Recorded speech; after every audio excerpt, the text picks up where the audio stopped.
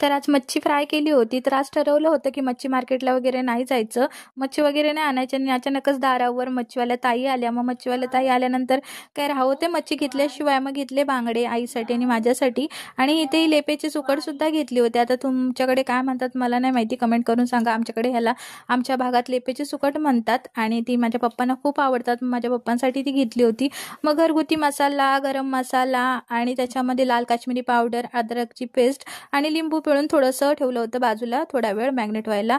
नंतर मग थोडा रवा लावला, रवामध्येही थोडे मसाले मीठ वगैरे ॲड केले होते आणि मस्त असे बांगडा फ्राय केले होते आणि कुरकुरीत असे मस्त आपले बांगडा फ्राय झाले होते. आणि नंतर मग इथे घेतली होती लेपेची सुकट फ्राय करायला.